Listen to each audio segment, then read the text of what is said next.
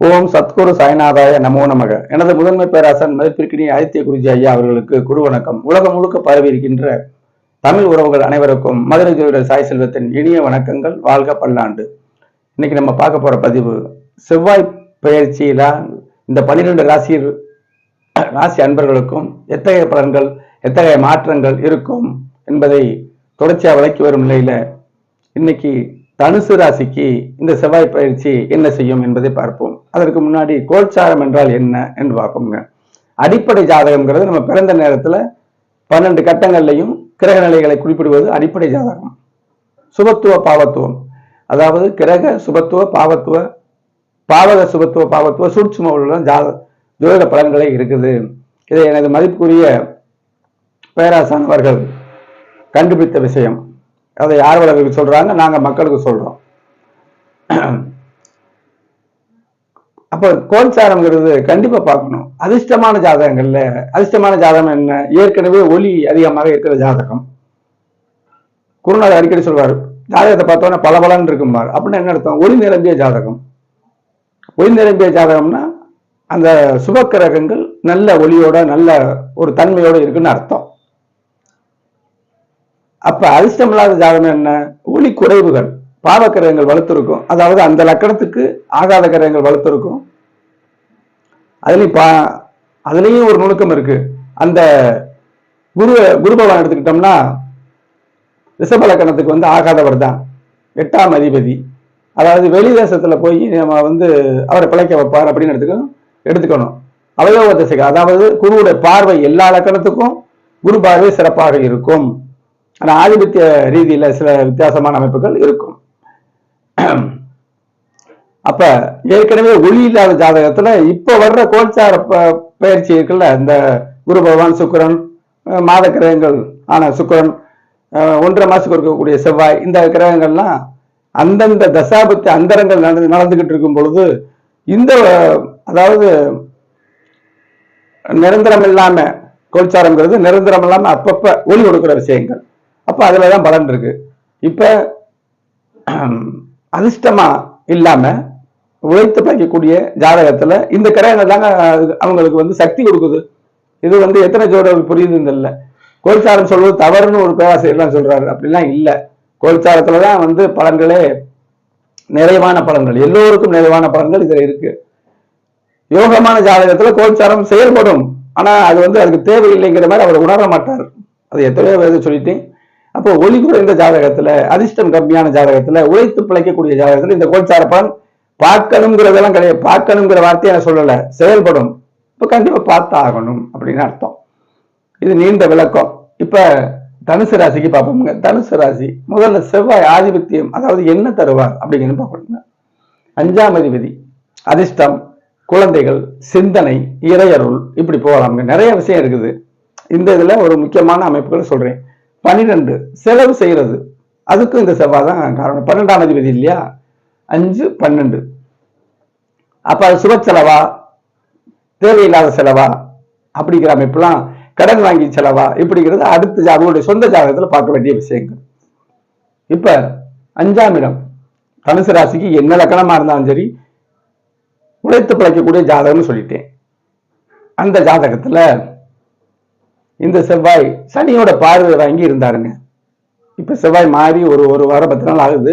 அதுக்கு முன்னாடி இருந்த அமைப்பு. அப்ப குழந்தைகளுக்கு குறைகள், அவங்க ஜாதகப்படி அவருடைய சிந்தனையால் தொழில் செய்பவர்கள் எல்லாருக்குமே சிந்தனை தேவை.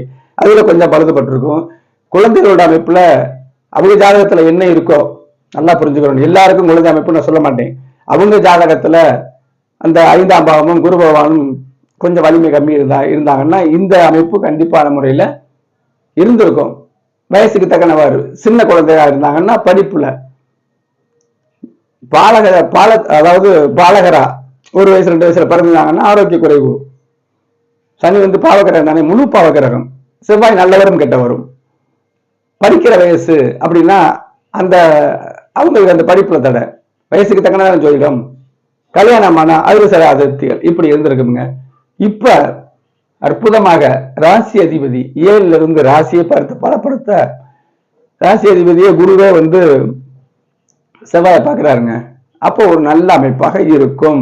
பிள்ளைகளுடைய தடங்கள் தாமதங்கள் நிறைவே நீங்கும் அப்படின்னு நம்ம இருக்கணும். இவருடைய சிந்தனை நல்ல சிந்தனை முக்கியம். நம்ம தேவையில்லாத இடத்துல ஒரு பொருளை போட்டுறது, தேவையில்லாத கொடுத்துடக்கூடாது. இப்பெல்லாம் சிந்தனை முக்கியம் இல்லையா? சிந்தனை மூலம் தானே செயல்படுது. அப்ப அந்த சிந்தனை அமைப்புகள் நன்றாக இருக்கும். பூர்வ புண்ணியம் சிறக்கும். 5ஆம் இடம் பூர்வ புண்ணியம், அது சிறக்கும். சரியா? 12 ஓகே, 12ம் செயல்படும். 12க்கு 12ல இருக்காரு, செலவு வராதுன்னு ஒரு நுணுக்கம் இருக்கு. ஆனாலும் சுப செலவுகள் வரும். கண்டிப்பான முறையில சுப செலவுகள் கண்டிப்பாக ஏற்படும். சரி, பார்வையை நம்ம பார்க்கணும்ல. குடும்ப சார்ந்த செவ்வாய் பார்க்கிறாருங்க. குடும்ப சார்ந்த செவ்வாய் பார்க்க கூடாது. இது அடிப்படையில குடும்ப ஜாதகத்துல செவ்வாய் பார்த்து கல்யாணம் ஆகாம இருக்கு, அதுக்கு இப்ப விடுதலை காலம் ஏற்படும். குரு பார்த்த செவ்வாய் தானே. அப்ப தொழில் அமைப்புல செவ்வாயின் துறையில் பயணிக்கிறாங்க பாருங்க, அவங்களுக்கு நல்ல ஏராளமான நுணுக்கங்கள். ஒரு வீடியோ சொன்னோம்னா மலன்னு வந்துட்டே இருக்குது சில விஷயங்கள். அப்படி வந்தா தான், என்னை பெரிய ஜோதிடம் சொல்லல, என்னை இப்போ ஆர்வலர்கள் ஜோதிடர்கள் இருக்காங்க, நிறைய ஏராளம் இருக்காங்க. அவங்களுக்கெல்லாம் ஒரு விஷயத்தை சொல்லும் பொழுது அப்படியே ஒரு மூலையில இதை சொல்லணும் அதை சொல்லணும் அப்படியே வரும். வந்தா தான் அது அவங்களுக்கு அந்த ஜோதிடத்தை அவங்க நேசிக்கிறாருன்னு அர்த்தம்.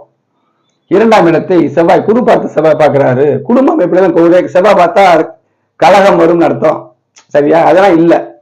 யோகர் செவ்வாயும் சனியும் எந்த லக்கணமா இருந்தாலும் பாவத்தன்மையா இருந்தா அதோட வேலையை செஞ்சே தீர்வாங்க, செவ்வாயும் சனியும். சரியா? அப்ப இந்த இடத்த 2ஆம் இடத்தை பார்க்கும் பொழுது இப்ப என்ன எடுத்துக்கணும், அவருடைய வருமானங்கள் ஒரு உழைப்பின் பேரில் நல்லபடியா இருக்கும். அவங்க ஜாதகத்தை பொறுத்து. அடுத்து 5ஆம் பாவத்தை பார்க்கிறாரு, செவ்வாயை பார்க்கிறாரு. அவர் வேலையை அவர் பார்க்கிறாரு. குரு பார்த்த செவ்வாய் தான். பிள்ளைகளுடைய ஆக்டிவேஷன் நடந்துகிட்டு இருக்கும். உங்க ஜாதகத்துல அதிர்ஷ்டம் உழைத்து பிழைக்கக்கூடிய ஜாதகத்துல பிள்ளைகளுடைய விஷயங்கள் அற்புதமா நடக்கும். செவ்வாய் திசை நடந்தா அதே நான் சொல்றது அப்படியே இருக்கும். என்ன புத்தி வேணாலும் இருக்கட்டும், செவ்வாய் புத்தி வந்தாலும் இருக்கும். செவ்வாய் அந்தரம் கடைசி பகுதி அந்தரம் இருக்கும் பொழுது இது அற்புதமாக உணரும். அந்தரத்துல நம்ம உணர முடியும். ஒரு ஜாதகத்துல தசாபுத்தி அந்தரத்தை கணிக்கும் போது அந்த அந்தரநாதன் இப்ப எப்படி இருக்காருன்னு பார்த்து செய்யணும். இதெல்லாம் அற்புதமான பலன். நம்ம அதை பார்க்கலைன்னா பலனே எடுக்க முடியாதுங்க. எந்த ஜாதகத்திலையும் அதிர்ஷ்டமான ஜாதகத்துல கூட சில பின்னடைவுகள் இருக்கும்ல, அது செவ்வாயா அந்தரம் என்ன செய்ய முடியும்? அப்ப அந்தரத்தை நம்ம பார்க்கணும். தசாபுத்தி அந்தரம் பார்க்கும் பொழுது கோல்சாரத்துல தசாநாதன் எங்க இருக்காரு, புத்திநாதன் கோல்சாரத்துல எங்க இருக்காரு, அந்தரநாதன் குறிப்பா அந்தரநாதன் எந்த கோல்சாரத்துல இருக்காருன்னு பார்க்கணும். பார்த்துட்டு தான் பலன் சொல்லணும். ஜாதகத்துடைய அடிப்படை வழிவு முதல்ல எடுத்துக்கணும். இப்படிதான் ஜாதக பலன் நான் சொல்றேன். இப்ப 5ஆம் இடத்தை பார்க்கிறாரு. இவருடைய சிந்தனை செயல்படும்.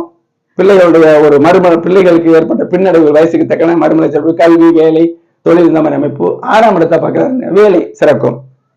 வேலை சிறக்கும். குடும்பார்த்த செவ்வாதனை வேலை செய்ய வைக்கும். 6ஆம் பாவம் வீக்கானவர்களுக்கு இப்ப எடுக்கும். சரி, 1.5 மாசம் தான் இங்க இருக்காரு. அதுக்கு பிறகு நல்ல தசாபத்தி அப்படி ஜென்ரேட் ஆயிரும் இல்ல. இதெல்லாம் ஒரு நுணுக்கம் கண்டிப்பான முறையில். அப்ப தனுசு ராசிக்கு இந்த செவ்வாய் பயிற்சி ஒரு அற்புதமான அமைப்பா இருக்கு. ஏன்னா 5ஆம் அதிபதி அவர் முக்கியமானவர். 12 செலவு சுப செலவுகள் இருக்கும். பிள்ளைகளுடைய வாயிலாக சுப செலவு இருக்கும்னு எடுத்துக்கலாம். தொடர்புகள் தானே. என்னிடம் ஜாதகம் பார்க்க, தனிப்பட்டவர்கள் ஜாதகம் பார்க்க இந்த திரையில தெரியக்கூடிய வாட்ஸ்அப் நமக்கு தொடர்பு கொள்ளுங்க. கிரக விளக்கத்தோடு பலன்களை கேட்டு தெரிந்து கொள்ளலாம் தெளிவாக. கிரக விளக்கத்தோடு சொன்னாதான் உங்களுக்கு புரியும். பலன் சொல்லும் பொழுது உங்களுக்கு ஜோதிடத்தின் மேல் ஒரு நம்பிக்கையும் ஏற்படுத்துவது என்னுடைய வேலை. இப்ப ஒரு பலன் கேட்டீங்கன்னா இப்ப நடக்கும் போங்க அப்படின்னு சொல்றதே இல்லை. இப்ப அந்த குறிப்பிட்ட காலத்துல இந்த தசாபதி காலத்துல உங்களுக்கு அற்புதமா நடக்கும்னு சொல்லுவாங்க. இதாங்க ஜோதிடத்துடைய ஒரு உண்மையான தன்மை. சேனலை சப்ஸ்கிரைப் பண்ணுங்க, லைக் பண்ணுங்க, ஷேர் பண்ணுங்க. அப்பதான் நான் போடக்கூடிய நுணுக்கமான வீடியோ உங்கள் பார்வைக்கு வரும். ஷேர் செய்தீர்களானால் நீங்க மட்டுமல்ல உங்க நண்பர்கள் உறவினர்களுக்கு உதவி செய்தமே போகும். அவங்க ஜோதிடத்தை பார்த்து உண்மைத்தன்மை அறிந்து என்னோட ஜாதகம் பார்க்கக்கூடிய ஒரு அமைப்பாக இது இருக்கும். அடுத்த ஒரு பயனுள்ள வீடியோவை சந்திப்போம். நன்றி, வணக்கம்.